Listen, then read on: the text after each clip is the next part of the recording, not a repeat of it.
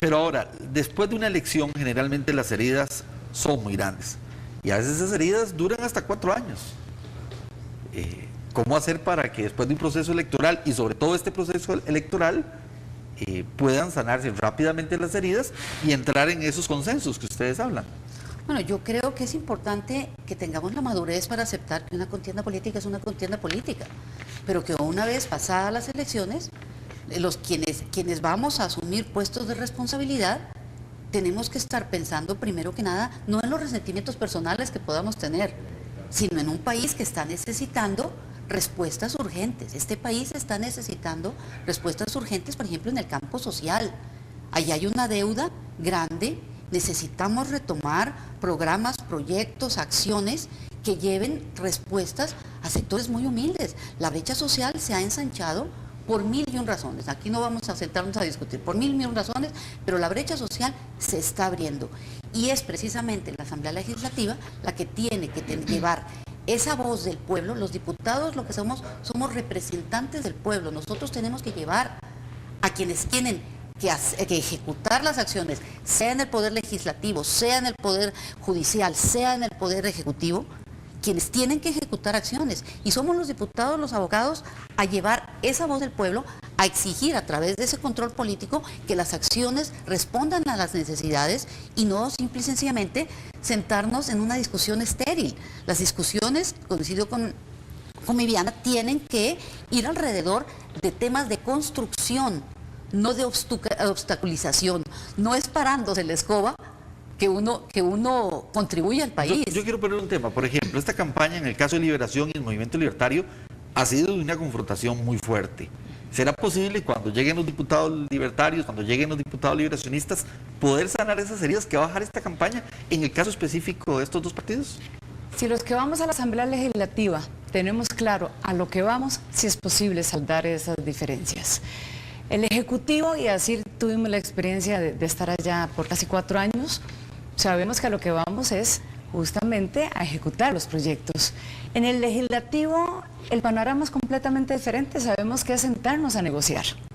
Así es que las diferencias quedan saldadas después del 7 de febrero. En el momento ya que entremos, Dios mediante, el 1 de mayo, sabemos que el primer requisito es esa actitud de, ahora sí, sentémonos a dialogar.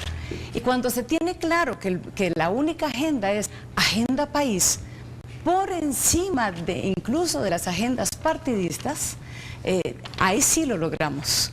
Lo logramos porque es fundamental, si somos parte de un proyecto político a mediano y largo plazo, nuestros sueños es tener un mejor país en el tema de educación, y sí es factible lograrlo.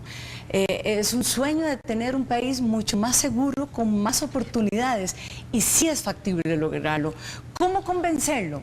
Bueno, porque lo hemos podido hacer en el transcurso de la experiencia que hemos tenido, por ejemplo, en nuestro paso por el Ministerio de Transporte, en el paso por el Ministerio de Justicia. Así es que el panorama claro es agenda país. Ahí es donde se logran las cosas. ¿Esa es la visión de alguna manera, doña Gloria, que tienen los costarricenses sobre la Asamblea Legislativa?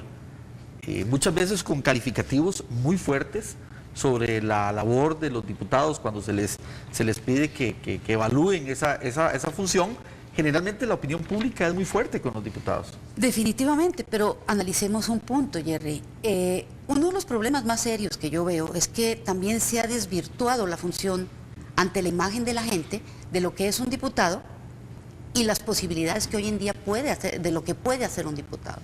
Un diputado es el representante de su pueblo, tiene que llevar respuestas, tiene que realizar trámites, tiene que hacer gestiones, pero ojo, hoy en día esas gestiones, muchos diputados se sienten atemorizados.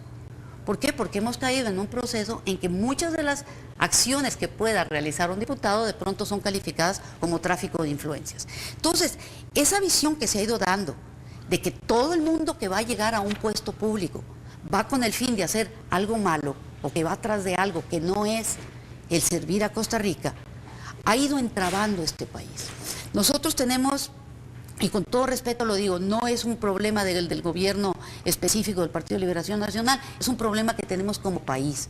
Nosotros estamos entrabados, los funcionarios públicos están temerosos de hacer lo que tienen que hacer, de asumir responsabilidades.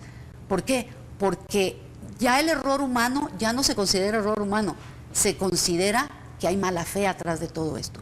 Entonces, ¿cómo un diputado va a poder ir a hablar por sus comunidades, de ejercer su labor, de ir a tramitar las cosas que necesita, si está siempre temeroso de que su acción pueda ser considerada como un exceso de poder, como un deseo de figuración, como un exceso en el sentido de que va a ser un tráfico de influencias para conseguir que una comunidad pueda conseguir un puente, o que se les pueda hacer un caño, o que se les pueda conseguir una partida para que puedan mejorar las condiciones de la escuela? Nos quedan 3 minutos y yo creo que no dejemos de abordar un tema que es fundamental.